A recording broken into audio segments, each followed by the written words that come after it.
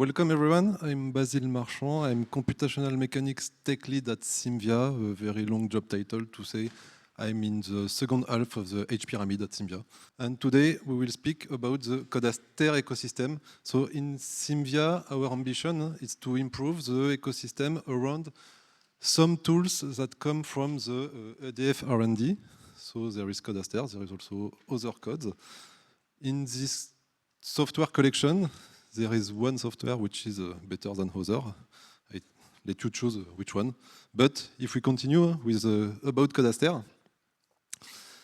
the ambition at Symvia is to make Codaster not great again, but more accessible, because we want to that Codaster to improve the ease of installation, the usability in workflows, the integration in modern tooling, and mainly the onboarding of new users.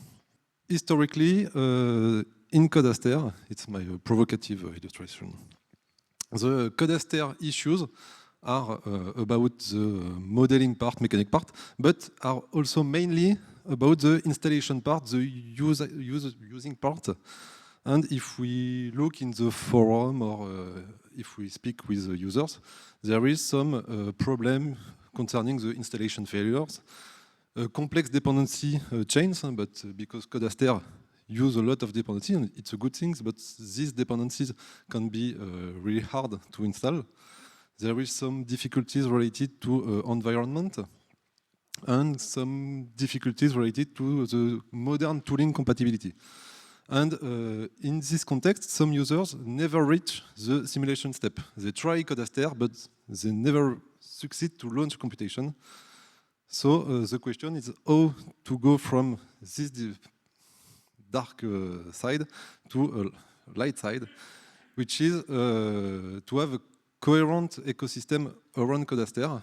And to do this, we build an ecosystem considering 4 components, which are CAV for the simplicity of installation and the version management for Codaster, VS Code extension, an extension for the Visual Studio Code editor, which simplifies the writing of Codaster input file. And for the more advanced user, we developed also some SPAC recipes to perform some reproducible build and control the dependencies. And also we developed a system based on the Dev Container technology.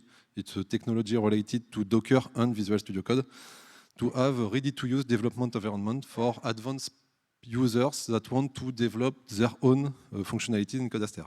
So we consider 2 users profile. The end user, it's the simulation-oriented user, which focus on modeling and result. It's the mechanician. And he wants to use Codaster to perform some mechanic computation. And there is also some advanced user, more oriented to infrastructure and development, and they want to totally control the build system.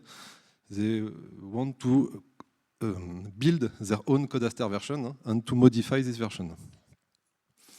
And maybe they want to contribute to Codaster also.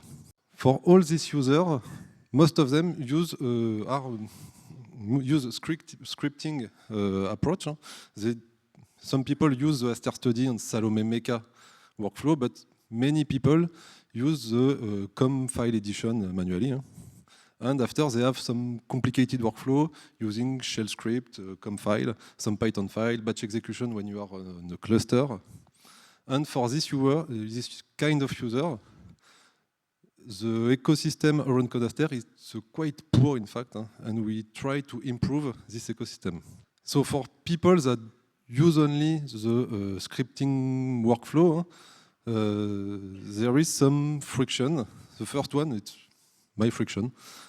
I forgot the mesh group name.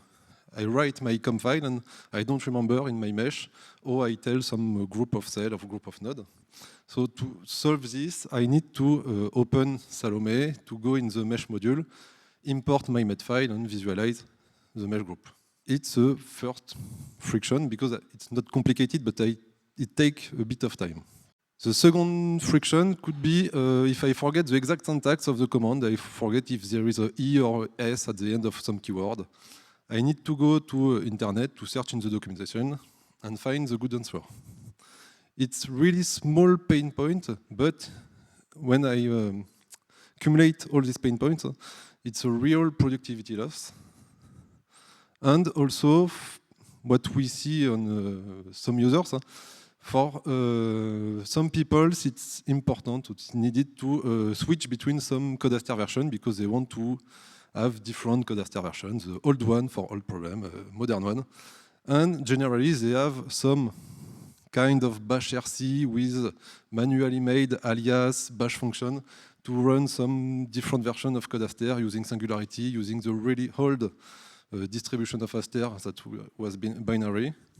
And there is no unified version management. So to improve the user experience, we try to address these first two major pain points by developing an environment management system and by improving the editing experience.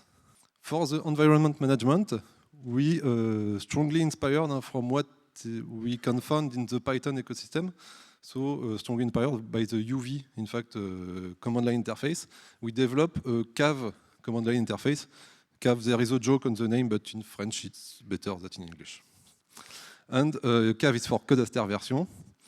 And the principle is you have a command line utility that simply, you simply set the version of Codaster you want to use, and it automatically pulls the associated Docker image available on Docker Hub, and you can control the Codaster version for different folders if you want to use different Codaster version in different projects.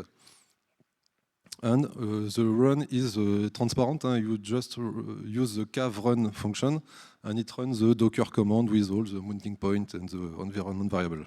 And associated to this, we developed the VS Codaster. So VS Codaster is a Visual Studio Code extension dedicated to Codaster to allow users to edit their command file, to write simply their export file also, to run computation directly from Codaster, from Visual Studio Code, and also to have some mesh visualization features. And all these two projects are available freely on GitHub. Donc you can put some star on GitHub, create some issue to have new features or to give us some feedback. And just a really fast demo. In VS Codaster, when you open a Codaster project, you have a com file. So you see you have some syntax highlight. You have also some integrated documentation. You have first level documentation for each function. So for l'irmaillage, you have the documentation of l'irmaillage. It's in French, sorry. And the documentation is directly extracted from the catalog in Codaster. That's why it's in French. You have also the mesh visualization. So from your command file, you can visualize your mesh. And the most important, you have the list of groups defined in the mesh.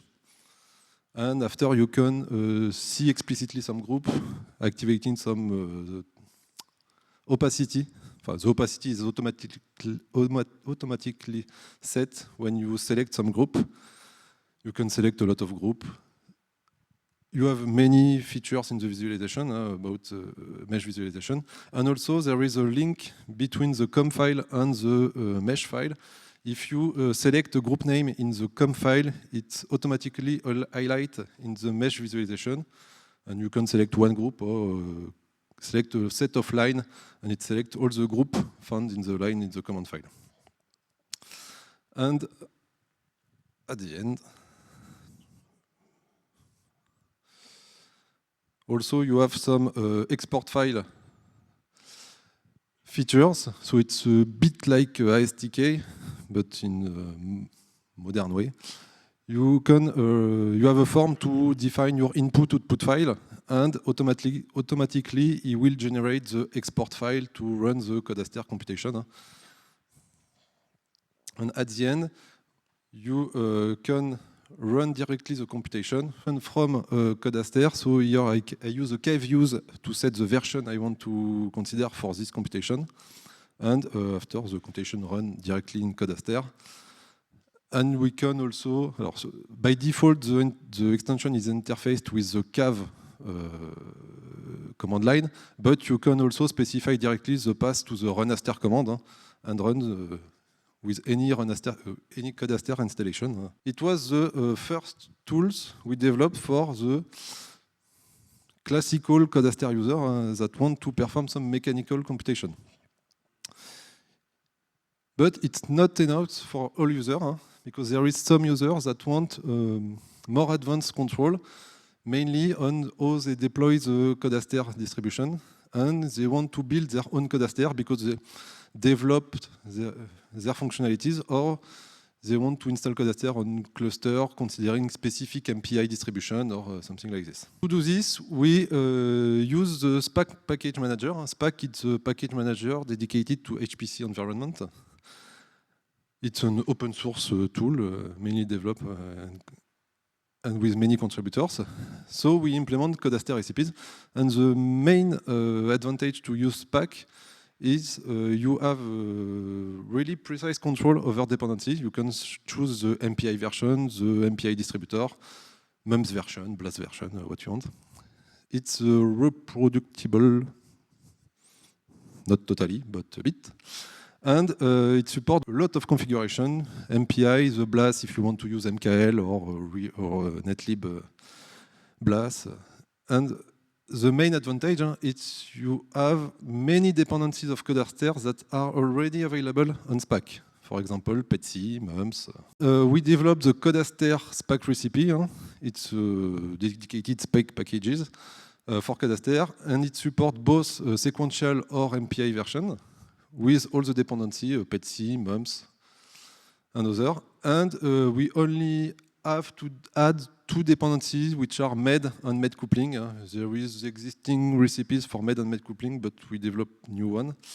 And to use them, you just have to do three commands: SPAC add Codaster at the version number, SPAC concretize, and with this command, SPAC compute the tree of dependencies, and at the end you run the SPAC install. So SPAC install could be very long because it compiles PETSI and all the dependencies of PETSI and Codaster. So on my laptop it takes from scratch 2 or 3 hours to compile all the stack for Codaster.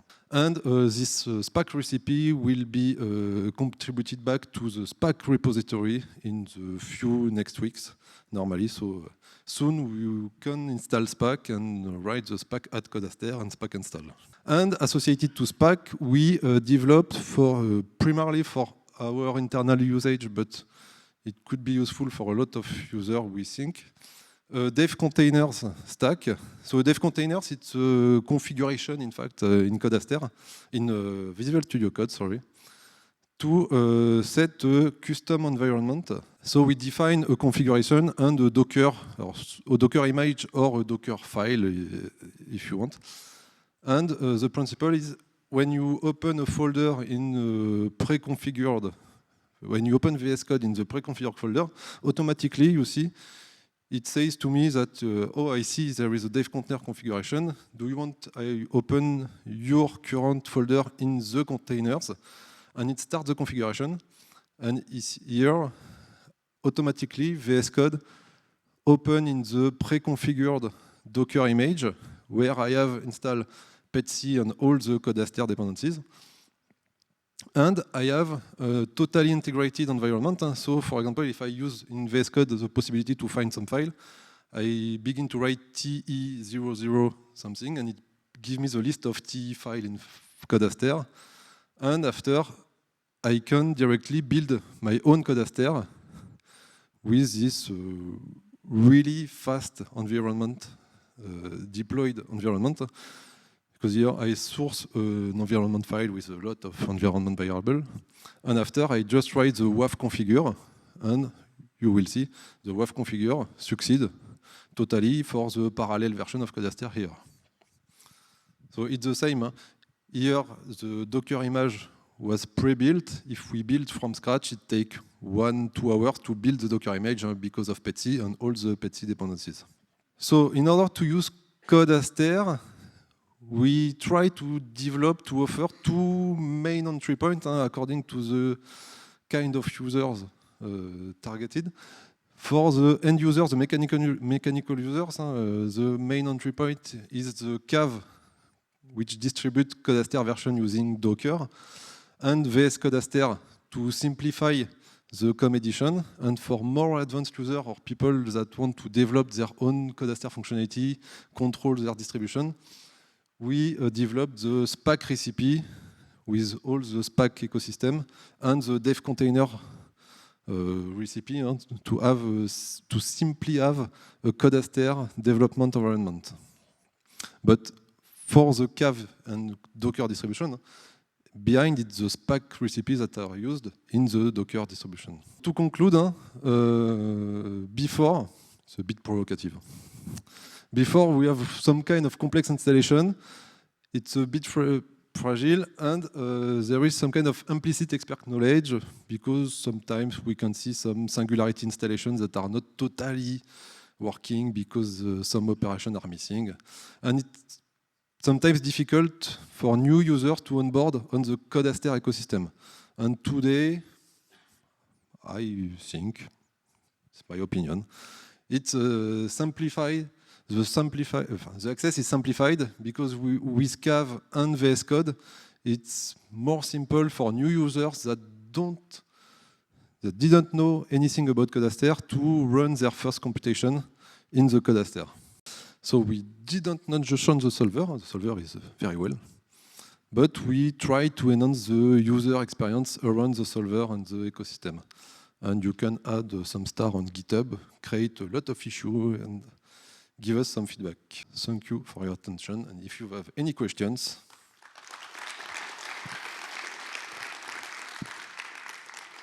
Thank you for your presentation. What if on my HPC cluster I don't have internet?